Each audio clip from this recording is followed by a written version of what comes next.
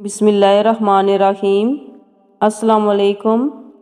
حضرت عبداللہ بن زید اور میمونہ ولید کا جنت میں نکاح۔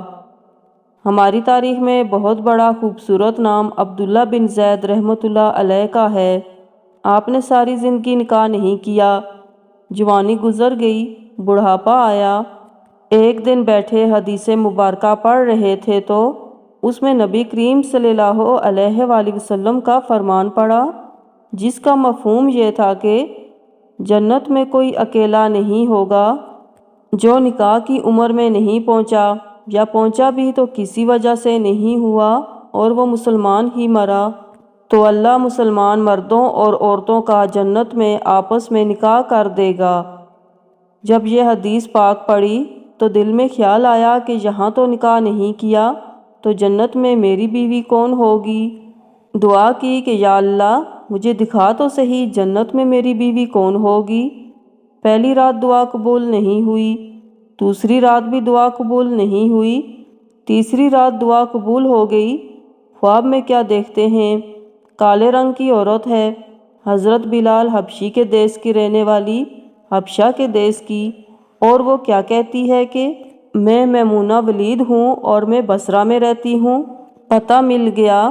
آنکھ کھلی، حضرت کی تہجد کا وقت تھا، نوافل پڑھے، نماز فجر باجماعت ادا کی اور سواری لے کر حضرت عبداللہ بن زید بصرہ روانہ ہو گئے۔ وہاں لوگوں نے بڑا استقبال کیا، حضرت کا نام ہی بہت بڑا تھا۔ بٹھا کر پوچھا، حضرت بتائے بغیر کیسے آنا ہوا؟ خیر تو ہے؟ آپ نے پوچھا، پہلے یہ تو بتاؤ یہاں کوئی میمونہ ولید رہتی ہے؟ لوگوں نے حیران ہو کر پوچھا، حضرت آپ اتنے دور سے چل کر میمونہ ولید سے ملنے آئے ہیں؟ آپ نے فرمایا، کیوں؟ اس سے کوئی نہیں مل سکتا؟ نہیں حضور، وہ تو دیوانی ہے، لوگ اسے پتھر مارتے ہیں۔ حضور نے پوچھا، کیوں مارتے ہیں؟ حضور، کام ہی ایسے کرتی ہے، کوئی رو رہا ہو تو اسے دیکھ کر ہنسنے لگتی ہے اور کوئی ہنس رہا ہو تو رونا شروع کر دیتی ہے۔ وہ اجرت پر پیسے لے کر لوگوں کی بکریاں چراتی ہے۔ آج بھی وہ ہماری بکریاں لے کر جنگل میں گئی ہے۔ آپ آرام فرمائیں، عصر کے بعد آ جائے گی، آپ مل لیجئے گا۔ حضرت نے فرمایا، عصر کس نے دیکھی؟ کہا، وہ کس سمت گئی ہے؟ لوگوں نے کہا، حضور جنگل نہ جائیں، بہت خوفناک جنگل ہے۔ آپ نے فرمایا، بتاؤ کس طرف گئی ہے؟ لوگوں نے پتہ بتایا۔ آپ فرماتے ہیں کہ میں جنگل کی طرف نکل گیا۔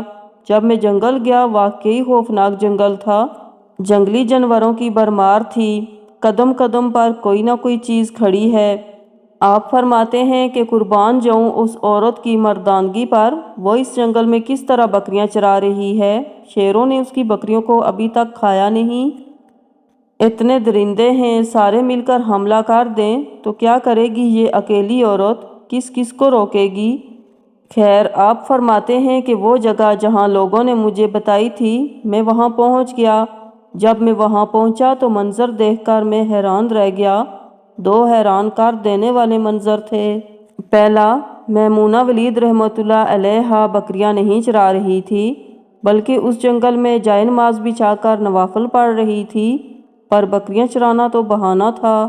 یہ تو بہانہ تھا کنارہ کشی کا۔ لوگ یہی سمجھتے تھے میمونہ سارا دن بکریاں چراتی ہے، لیکن میمونہ بکریاں نہیں چرا رہی تھی۔ دوسرا کیا دیکھا کہ میمونہ تو نماز پڑھ رہی ہیں، پھر بکریاں کون چرا رہا ہے؟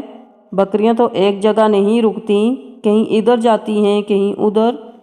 آپ فرماتے ہیں کہ میمونہ نماز پڑھ رہی تھی اور شیر بکریاں چرا رہے ہیں۔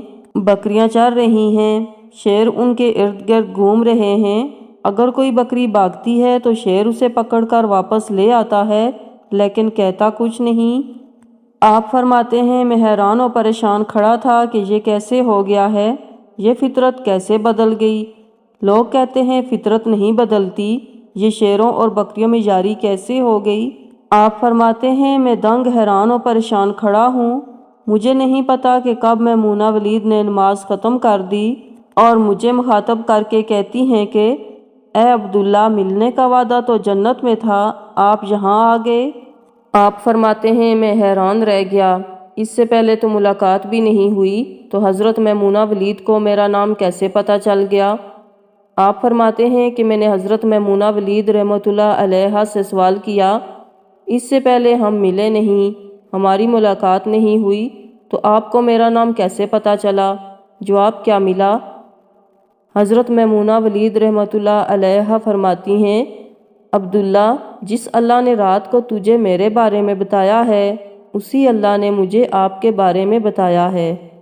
آپ فرماتے ہیں کہ جس چیز نے مجھے سب سے زیادہ حیران کیا وہ یہ تھا کہ یہ فطرت کیسے بدلی۔ میں نے حضرت میمونہ ولید رحمۃ اللہ علیہ سے پوچھا، آپ یہ تو بتاؤ، یہ شیروں نے بکریوں کے ساتھ یاری کیسے کر لی؟ یہ تو غذا ہے ان کی، اگر شیر بکریوں کے ساتھ یاری لگائے گا تو کھائے گا، یہ معاملہ کیسے ہو گیا؟ تو حضرت میمونہ ولید رحمۃ اللہ علیہ فرماتی ہیں، جب سے میں نے رب سے صلح کر لی ہے، اس دن سے ان شیروں نے میری بکریوں کے ساتھ صلح کر لی ہے۔ ہم سب بھی صلح کر لیں، یاری لگا لیں، کہیں دیر نہ ہو جائے، رب کے ساتھ اپنا تعلق مضبوط کر لیں۔ کتنے سال گزر گئے، ہم نے کوئی اللہ کی بات مانی، لیکن وہ کھلا بھی رہا ہے، پلا بھی رہا ہے، دکھا بھی رہا ہے، سنا بھی رہا ہے، سلا بھی رہا ہے، جگا بھی رہا ہے۔ نماز پڑھیں، اللہ کی یاد میں زندگی بسر کریں، یہی حقیقی کامیابی ہے۔